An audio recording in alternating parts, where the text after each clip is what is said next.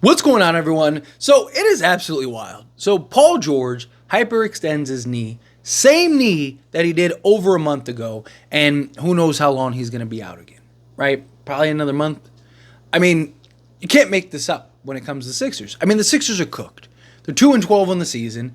The only safety, I guess, or kind of there's still hope is that they're in the Eastern Conference, right? And a 6-game win streak puts them in fifth place, right? Luckily for them, the East is so bad that they just need one solid win streak and they're in the conversation again, right? But if you're a play-in team, this team can't stay healthy.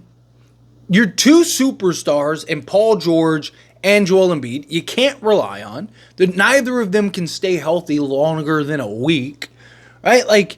You're invested in all this money. You continuously keep losing. Tyrese Maxey is still, he's dealing with injuries, and how much he's going to come back, and then your two stars are going to be out, and then all the workload's going to be on him again. It's how long until he gets hurt again, right? Your best player is a rookie, and which is awesome. Jared McCain, good for him, right? He's up here cooking, doing TikTok dances and dropping 20. So, good for him, but it's just this is nowhere near what the Philadelphia 76ers had planned or expected or hoped for or believed in, right? But this is why I said, I don't know where and how to rank Philly, right? On paper, probably the second best team in the league on paper. Boston, I think, gives them a real run for their money, 1 through 5. But I mean, a big three of Paul George, Tyrese Maxey, and Joel Embiid is ridiculous. And then you look at the depth chart that they have, you're wow, this team actually has some real talent. This team should be in the conversation for top 3 to 5 team in the NBA, right? Minimum. This should be a team you look at and go, man, they should be contending for an NBA championship this year. And they might not even be a play-in team. Right? That is crazy. That is wild that this team might not even be a play-in team. Not because they lack talent, because they can't stay healthy. And even when they are playing, right, they don't look great. They're not winning games. And it's just how long can they go for? It's just but here's the crazy thing. This isn't a fluke thing. You look at a team like the Pelicans, right? What should the Pelicans do, for example? But it's man, what does this look like? Yeah, you have all these guys that got hurt. DeJounte Murray, he's out for some time. Zion, is constantly having injuries. But, you have, your entire roster, basically. 5 of your top 8 guys all got hurt, right? So it's kind of a fluke thing. It's okay, you can kind of, outside of the Zion situation, you kind of justify, okay, let's wait and be patient.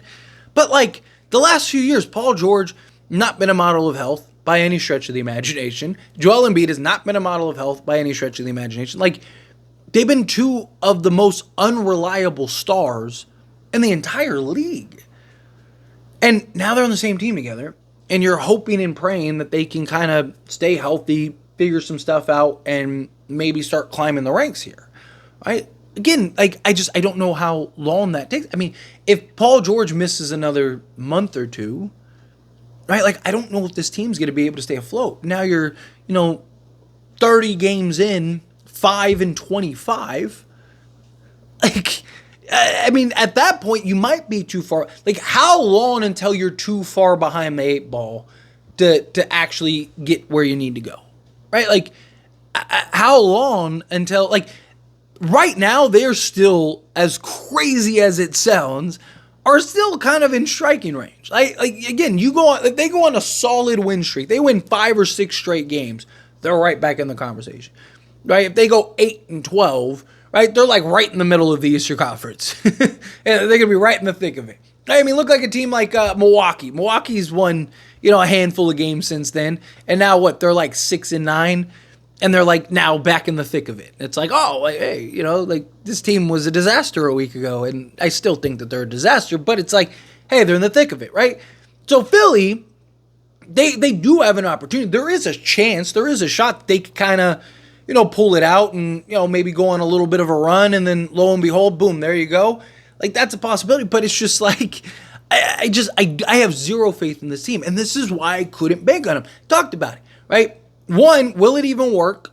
On paper, it seems like it would.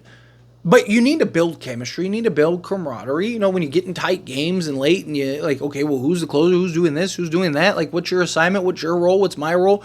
Are we just kind of doing like hey, Maxie's got it tonight, so it's all you, or PG's got it tonight, it's all you, right? Like, Paul George, you never know what Paul George you're going to get in the playoffs. Are you going to get PG-13 and just torching folks and single-handedly win you games in the postseason? Or are you going to get Paul George that will lose you a series by himself, right? Like, because he's just shot chucking and just a disaster, right? Like, I mean, Paul George is still one of the best two-way guys in the league when healthy and when he can stay on the basketball court. But his knees are shot. Like, this dude every week has like a new injury. And it's just, I don't see him magically correcting that. It's been an issue for years now. This isn't just some like outlier season where it's like, God, man, Paul George, he's having these just like knee issues, and he's only getting older, right? Like, he's making 40 plus million. I just think that this is a disaster. And I mean, this is why I still don't think that the Clippers should have let him go for nothing, right? I still think that they should have traded him. I mean, the Celtics, or not the Celtics, the Warriors were willing to give you something for Paul George, right? Like, they just weren't interested in trading Paul George. If you're the Clippers, you should have gotten something back for Paul George. But it's like, okay, like, now you know why the Clippers didn't want to keep him around. I mean, they shouldn't have kept Kawhi around either, right? You should have tried to sell both of them to the highest bidder a year ago, 2 years ago. I think you would have gotten something for Kawhi, and you would have probably gotten something for Paul George, but I digress, right? Point is, Sixers, I think, are cooked. I do. I don't see them magically healing. Could I see them? Do I think that they'll miss the play-in? No. Right? Like, I think at some point, like, these guys are going to play a big enough stretch, and they'll rattle off a couple wins and stuff like that. Like, I could see them going, like, in a month or two, going on a win streak. And even just to get the 10th seed, you probably could be 10 games under 500. Still probably end up, like, as long as they get to, like, 500 on the season, they'll be a play-in team in the West or in the East. Man, if they were in the West, no, I think they're playing for a lottery pick at that point. But if you're, but that's the thing. Like, okay, let's say you're the 10th seed or the 9th seed, right? Now you got to win 2 play-in games with 2 stars that aren't known to be healthy come playoff time, and you're having them play 2 extra games. And then, like, let's say you do win both of those games. Now you get into the playoffs, and you're probably playing, like, Boston in the first round, right? Like, you're getting eliminated in the first round. I mean, even the Cavs, as hot as the Cavs have been, right? Cavs are beating you, right? Like, so, this Philly team is either a first or second round exit. Right? Unless they find a way to squeeze into that top 4 seed at some point. But even then, it's like the second round, you're probably still losing in the second round. Right? Like, are you going to be able to build enough traction to do what is necessary to compete and contend in the playoffs? Right? Like, are you going to be able to build enough camaraderie and chemistry and relationship and kind of get a feel for each other? I mean, that's why you play games. That's why you get the reps up. But, like, when nobody can stay on the court, and it's like you're the 2 guys that are the most important are playing every other game at best, right? Like, you're in a rock and a hard place. Like, what do you do at that point? I have no faith in Philadelphia. I don't think that this is going to change. I don't think that this is going to get fixed. I think they're going to keep sinking, right? The only, like, sliver of hope for them is that, like, oh, hey, they're in the Eastern Conference, right? So they win 5 games, in a row. They're right back into the thick of it, right? Like, they're at least in the hunt, right? So, or if you do something where you win 8 out of 10.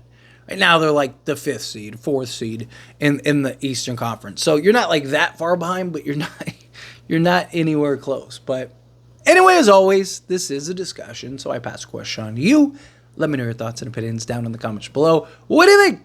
How do you feel? What are your thoughts? What do you make of Philadelphia? Honestly, I want them to be good, right? Like, I want to see what that looks like.